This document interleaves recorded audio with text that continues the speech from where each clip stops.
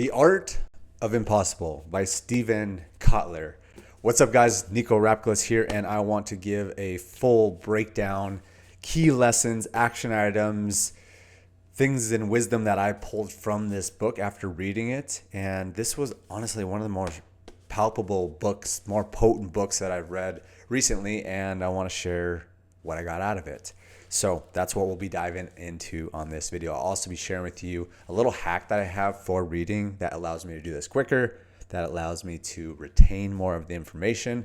And it all comes from what I used to do where I had a speed learning program, and that was one of the most beneficial things that I've ever done. So I want to give you all of that information, give you probably 4 or 5 of my main key takeaways that's allowed me to unlock a whole new level of creativity with this book and everything I'm going to continue to move forward from it. Okay. So quick backstory on this. This was actually really cool. I had a friend that gave me this book. I met him in Austin, and he and I ran into each other at this engagement party. It's kind of a funny story. I wasn't even really supposed to be at this engagement party. I was staying at the house where this engagement party was at. We were supposed to not be there for while the engagement party was there. I came back a little bit early. I was out on the back patio, and then I saw these people talking, and they seemed like they were having a cool conversation. I came in, chimed in a little bit, had a great conversation, ended up having a cool interaction with, his name was Logan, and then he came and did a podcast episode on my podcast, and we'll have that ready here in the next couple of days. So if you go to Just Grow Podcast, you can certainly listen to that. But anyways, I share all that story because of the fact that Logan gave me this book, and so I was really surprised to even get this book and didn't even know that I really wanted this book. But what a blessing this was from God to just instill this into my life. And it took me a little bit of time because I have a lot of moving pieces right now in my life. I've been reading the Bible a lot. That's been taking a lot of my time. But this book was palpable. It was potent. It was one of the best books I've read recently, and I want to share everything that I got out of this. So one of the most important things that I got out of this book, the overarching theme of this book, is that it allow you to be in a more creative state and a flow state, which are very interconnected with happiness and fulfillment and purpose driven. So if you're looking for more happiness, for more fulfillment, more flow, more presence, more creativity in your life, definitely listen to this video all the way to the end, and then let me know what your biggest takeaway is. And that's one of the biggest keys to learning, is actually sharing with other people what is your learning experience. And so when you learn something, whether that's watching a YouTube video or it's reading a book, share it with someone. That's actually a big reason on why I create these videos, is because not only do I want to learn and retain and then get this message out and share with other people and continue to grow my YouTube channel, but it's also another powerful tool to help me internalize this stuff even more and be able to really have it in my, what they call their mental fingertips, so that I can just spew this off, and it just really impacts me on a deeper level because of the fact that I've learned it and it's deeply embedded because of the fact that I can teach it. Until you can teach something, you don't really know it, and the only way to know it is to teach it. So even if you don't know every single little thing that goes into a book or a YouTube video that you consume, you want to produce something off of it. And that's why I make these YouTube videos. And that comes to a big piece of this book. And so what he was talking about in the early chapters, Stephen was talking about, is the fact that how imperative and important learning is. And he talked about it in forms of books. Now, yes, YouTube videos are amazing. Podcasts are amazing. ChatGPT, Claude, there's a lot of different resources out there. But what he was talking about is that books are so dense with information. Books are so dense when it comes to the stuff that you can learn, because essentially what he was saying is that you can learn so much in a shorter period of time because of how many words are in there. And effectively what he was saying is that on a YouTube video, you would pull out basically a year or two from that person that made the YouTube video, depending on how much information. I'm just talking in relatives here, but relatively to a YouTube video or a podcast and the density of it, essentially what you're getting from a book of someone that's taken that amount of time, energy, and space to put all their wisdom into a book, that's essentially getting 15, 20 years of their life, of their information, of their wisdom. So it just really open up my perspective a little bit more on why it's so important to just constantly be reading. And again, I'll share kind of my reading hack because I've honestly not been a great reader in my life. I've had a hard time doing it quickly. I've had a hard time retaining it. And so in addition to the teaching, I'm going to share another way that really helps me a lot. But learning, it's so imperative, and this ties directly to creativity, because if you have more information that you are learning, that you can pull from, that you can be creative, because then what happens is you iterate on all the stuff that you're learning. And on top of that, one of the most powerful things that you can do is learn outside of your skill set. Go learn things that are outside of your normal learning patterns. If you have never learned about underwater basket weaving or fly fishing, like, go do that, because you're going to start pulling little things out and find similarities and differences and how you can interconnect and interweave the stuff that you're learning in with things that you're already an expert at. And so the more that you can do that, the more it's expanding those synapses in your brain, and the more that you can draw those correlations, and ultimately the more creative you are. And I resonate with that because of the fact that the more that I've learned, the more creative I've been. And so there's so many people that ask me these days, and it feels really cool because I'm at a time and space in my life that I do feel very creative. My mind just flows with ideas, and it feels really good. And I get people that ask me, like, how do you stay so creative? Where do these ideas come from? You know, whether it's business ideas like my Vision Espresso company or my Just Grow podcast, or, you know, things that I'm creating with AI, whatever it is, like, these ideas just pop. And I would strongly attribute that to the amount that I've learned. I've spent $250,000 plus into books, courses, coachings, masterminds. I mean, anything and everything, you name it, trips, VIP days, events, like everything. And the more that I learn and the more that I retain, the more creative that I become. And so that's just like worth its weight in gold times 10, is that the more that you can learn and the more that you can retain, and the quicker that you can learn and the quicker that you can retain, and the more that you hold on to that retainment, it does wonders. And I can't even begin to explain it, but like, you know, I've literally read like thousands of books at this time, ran through so many different courses, and I've been able to speed through them and retain them. And I think it's been one of the biggest assets in my entire life. Okay. So learn at a rapid rate, learn as quickly as you can, retain that information, because then you will be more creative. Now, a couple of the other things that are really important is all about getting into that flow state. And so what's interesting in today's day and age more than ever, it's more difficult to get into that flow state. But what they talk about in this book so much is the fact that the best athletes, the best CEOs, the best business owners, entrepreneurs, high performance athletes, extreme athletes, the people that are at the top of their game at that mastery level, they are in flow more than most people. That's one of the biggest differences between these high performers versus people that are not the high performers, is that they just are in a constant state of flow the majority of their day. Now, it's not like they're in there every single day and you can't be there every single moment of the day, but the more that you can get into flow, the more it's going to help you in your productivity, into your fulfillment, into your mindfulness, into just a purpose-driven life. And that's really what this is all about. Like, yes, there's successful people that are making tons of money that are not in flow states, that are always kind of like distracted in beta brainwaves, which I'll talk about here in a second.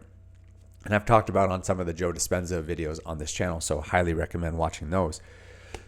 And that's why I say, like, why it's so imperative to get into flow. If you want to perform at a much higher level and you want a deeper level of fulfillment, you want more creativity, you want more presence in your life, getting into flow as much as you possibly can is going to be a huge value add for you.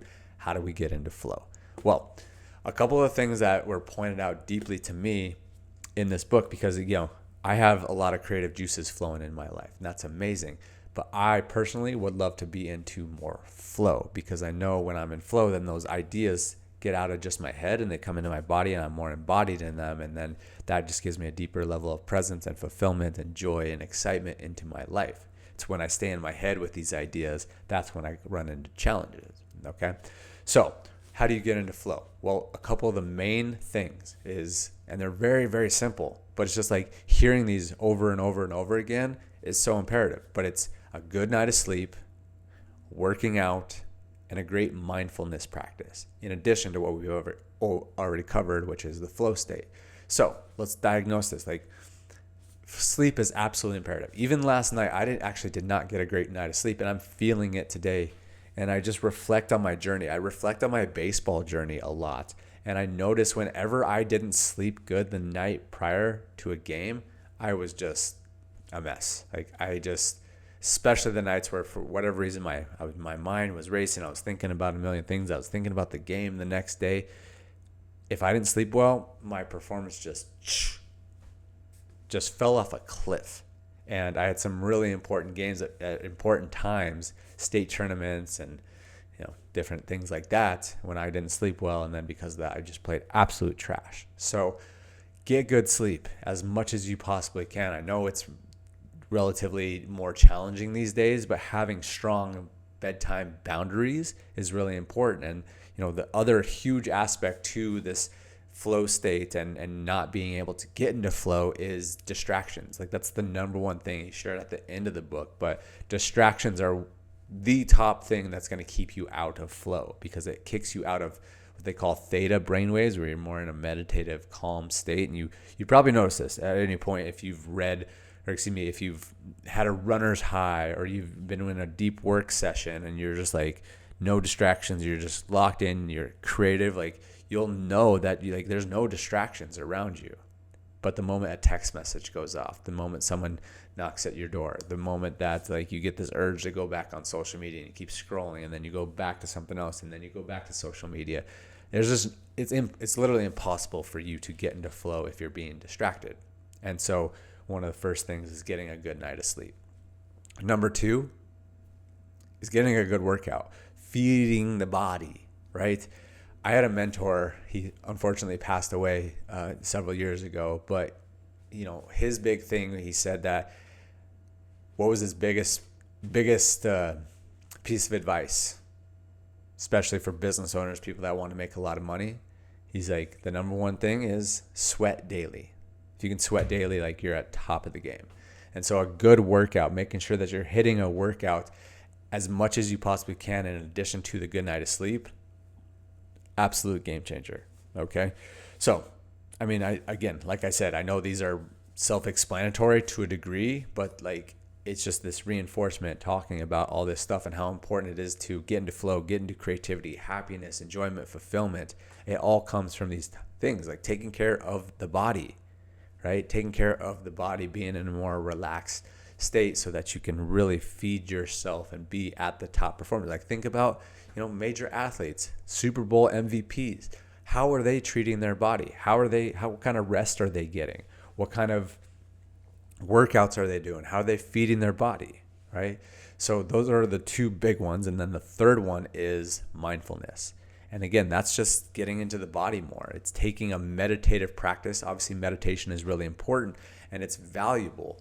And I think the thing that is missing with so many people, and something I'm continuing to want to improve more and more every single day, is the fact that not only do I meditate, but I want to take that meditative practice and pull it into the rest of my day. So it's almost like my whole day is a meditation where I'm just very present. And that's another reason on why I love making YouTube videos, because I feel very present to the people that I'm talking to, or just more so the camera right here, and then eventually people that will watch the video. So you got to find those things that can help you become more meditative, but just having that practice. And so one thing I will share here too is, again, if anyone can relate to this of being very much in their head and they have a lot of ideas and they learn a lot, and that's great. But if you're not taking it down into the rest of your body and being in a more calm, meditative state, then it would be beneficial if you did. And so a couple of the things I always strongly recommend, really powerful intentions. And that's what we do inside of our Vision Espresso program. We are always setting intentions in addition to everything else that we're doing. But when you live intentionally, nothing is random. So even intentions around my intention today is to be more mindful. My intention today is to be more present in my body. My intention today is to be more relaxed and just feel my senses more. And so you just setting that intention. And then again, of course, inside of our Vision Espresso, it's a whole process that helps you get clear on what your new intentions are in this new version of yourself. And then the end product is a customized audio from your future self, so that it reminds you of those intentions. But like just that act of saying, hey, like I want to be more intentional about getting into my body, that will help you be more meditative. That will help you be more mindful all throughout the day. And the more consistent you are doing that, like we have everyone doing inside of our 75 Easy Challenge, then it's really, really powerful. Okay.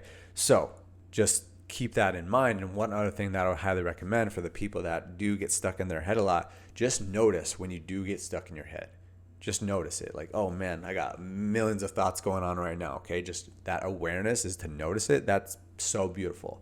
The next thing that I would highly recommend, been learning from some really powerful energy workers lately, but it's like, okay, let's notice that. Let's pull our fingers together. We're getting a little woo here, so just keep up with me. But then you go here, and then you go, take a big deep breath in while you do it, and you go, and so you're taking this dense energy that's stuck, all these thoughts up here, and you're just pulling it out, and you're going, so that it like zooms out and like pulls all of that brilliance in your mind and just expands it. And especially really good if you can have a really cool view to look at, like a mountains or a wildlife or whatever it is, a beach even, and you just do that, and you're just, and then the last part is that, okay, now that it's expanded, you feel that that is expanded. Now we're going to pull it back down into our body. Just go. Cool. So those are some practices that have been really powerful for me for staying more mindful. Okay, so that's really the gist of everything that I've learned. I mean, this book was dense. This book was amazing. I learned so much from it. I started watching some other YouTube videos on it, learning a little bit more from Steven Kotler. He has another book coming out titled something around the nature of We Are All Gods, him and Peter Diamandis.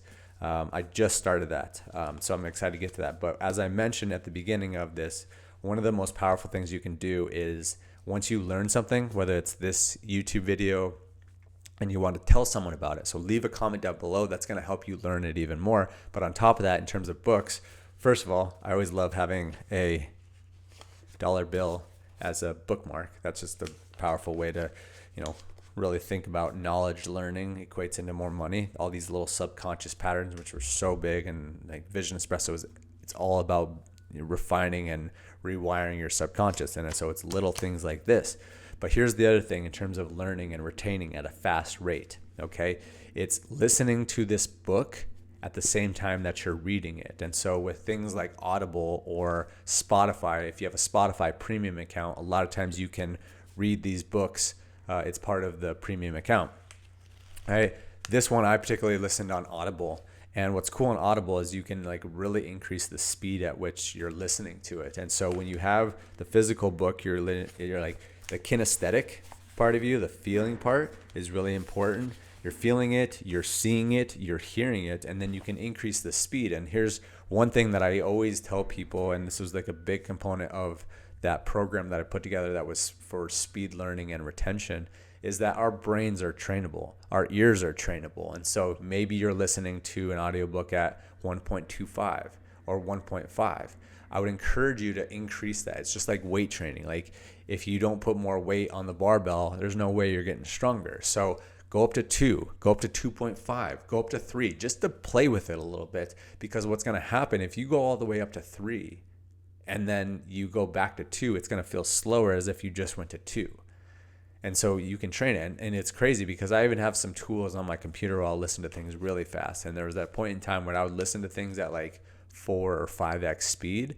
And obviously, like if I had something that was like physical as well, that would be helpful. Sometimes if I was like trying to multitask, listen to 5, there's like obviously no way I could do that. But it wasn't the point of like listening at 5. It was the point about like training my mind and my brain and my ears to hear at a faster rate so that I could come back to slower rates and it would be the same thing. So that's kind of the gist. That's what's helped me a lot. Strongly recommend that you guys let me know what you got most out of this video, because again, that's going to help you retain this information the most, and then go teach it to someone else as well. And then again, highly recommend reading the book because you'll get about 15 to 20 years from Steven Kotler as opposed to just watching this YouTube video. So Thanks for watching this video, guys. Let me know what other kind of videos you'd like me to make, and we'll keep on pumping these out. I think I'm going to start making some more YouTube videos, especially as we've gotten things refined and dialed in with our company a little bit further. So if you want to learn more about all of that, go to visionespresso.co. You can take our vision quiz. People have increased their clarity by up to 108% in less than 20 minutes. We've literally boiled it down to a science that takes 20 minutes. It's an art and a science. So with that being said, thank you guys. Appreciate you, and we'll see you on the next video. Take care.